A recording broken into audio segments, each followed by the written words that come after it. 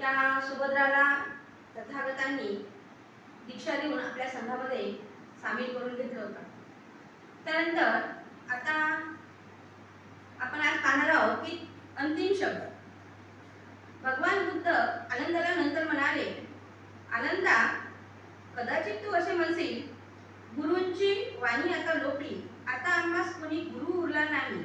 पण आनंद, तुला असे वाटता कामा नये, जो धम्म आणि विनय मी शिकवला सांगितला तोच माझ्या पश्चात तुमचा गुरु।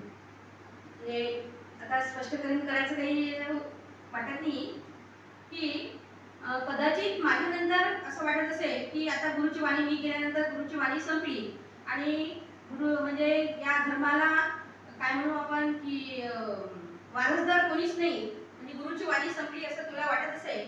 परंतु मी केल्यानंतर आपला जो मी सांगितलेला जो धम्म आहे, जो विनय शिकवला आहे, तोच आता माझ्यानंतर तुमचा गुरु होणार आहे। आणि आनंद, भिक्खू परस्पराशी बोलताना मित्रभावाने एकमेकांना हल्ली संबोधतात, पण माझ्या पश्चात ही प्रथा बंद झाली पाहिजे। ज्येष्ठ जेव्हा कनिष्ठाला हाक मारील तेव्हा त्याच्या नावाने, गोत्र नावाने किंवा मित्र म्हणून त्यांनी त्याला संबोधावे व कनिष्ठ जेव्हा ज्येष्ठाला हाक मारील तेव्हा त्यांनी त्याला भगवान किंवा भंते असे संबोधावे।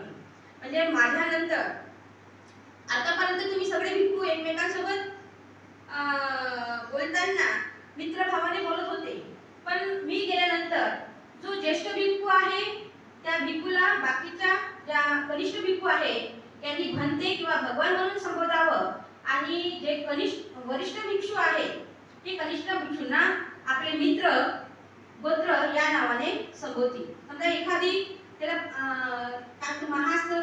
महास्तवीर आहे, स्थवीर आहे, महास्तवीर वरचा, स्थवीर त्याच्या खालचा अजून भिक्खू।